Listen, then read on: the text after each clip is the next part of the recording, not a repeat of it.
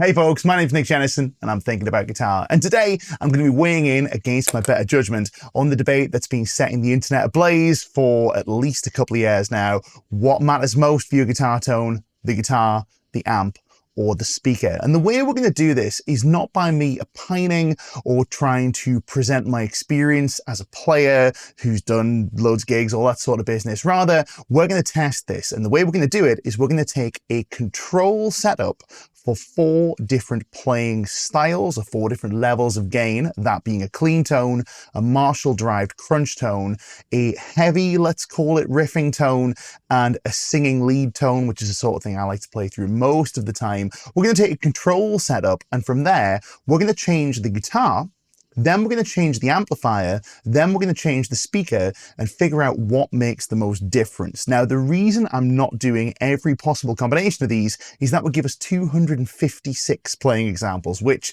is a little unmanageable, and I'm not sure anybody's going to manage to sit through watching all of that. If that's something you'd like us to do, let us know. It'll be pretty exhaustive. Maybe we'll get round to that one day. But the way we're going to do this is with the following. We're going to start with a look at the guitar that I'm going to be playing. Excuse the coffee. I'm sure you will agree I'm going to need it with all these playing examples we're going to be filming in just a second. Now, the guitar in question, this is going to be our control guitar. This is a PRS McCarty 594. I'll use this as the control for all of our setups. So when we are changing speakers, when we're changing amplifiers, this is the guitar that I'm going to be playing. The other guitars we're going to be using, out of interest, just to keep things at least reasonably close, we're going to have another Path style guitar, which is my Maybach Convair 59 aged. You can check out a full review that we've done of this very guitar, but also you'll have seen this guitar, I'm sure, in any of the other Thinking About Guitar videos. You may have watched it. If you haven't watched already, go hit the subscribe button, line up some more videos after this one. I think you're going to enjoy what we're putting out, but even still, that's going to be one of the guitars we're going to test. The other guitar we're going to test is also going to be Path derived, but it's going to be this guy. This is a PRS McCarty 2, and the reason I've chosen this one is it has Fishman Fluence classic humbuckers. Now, these are Path in their voice. I keep saying Path, it could be PAF. Let us know in the comments how you prefer to say it.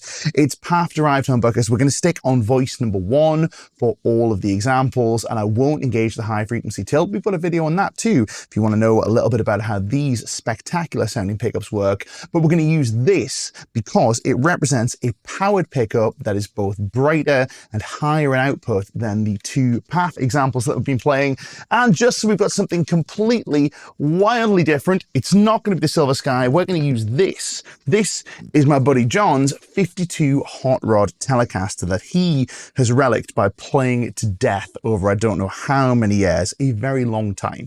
Let's just say that much. This also has the distinction of having an old set of strings on it, but it is definitely a different kind of guitar, let's put it that way. So those are the guitars we're going to use. Now, in terms of control amplifiers, when we're playing clean, the control is going to be our Victory Duchess, which is a very common pedal platform clean. And then we're going to trade that out for a PRS Archon, a Victory Super Sheriff, and a Victory Super Jack.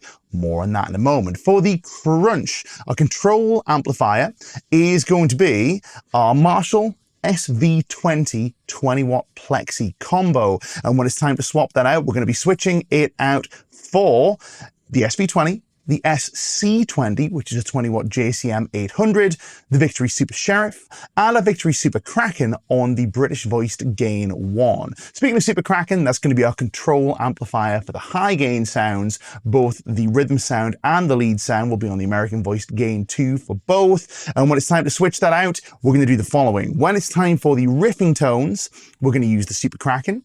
Then we'll switch it out for our Super Sheriff on its highest gain setting, which will represent, I guess, a Friedman style amplifier, something in that sort of territory. We're also going to use the PRS Archon on its gain channel, which is a very different voice of amplifier. And finally, for a bit of interest, we're going to use the 20-watt JCM 800 with a boost, which would represent a more old school way of dialing in this kind of heavy riffing tone. And then when it's time for lead sounds, once again, it's the Super Kraken. Then we're going to do the Victory Super Jack, the Victory Super Sheriff, and finally, we'll have our Archon one more time.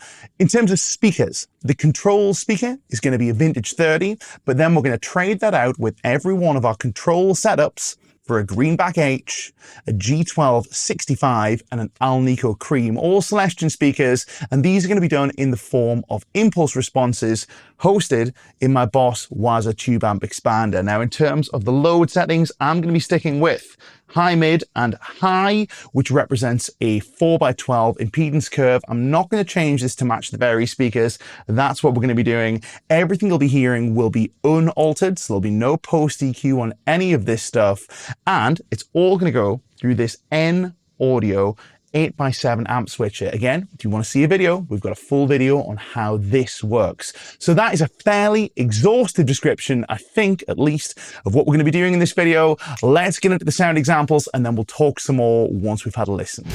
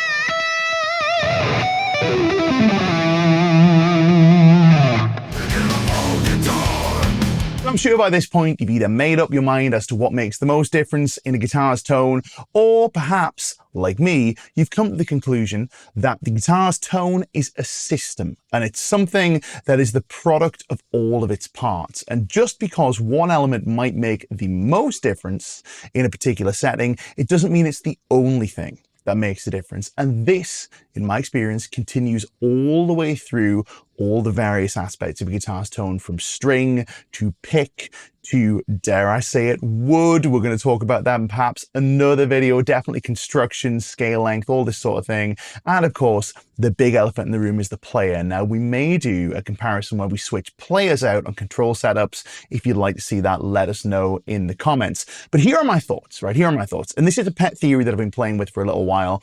It is my belief that the cleaner a sound is, the more the elements that are closer to the guitar end of the signal chain matter.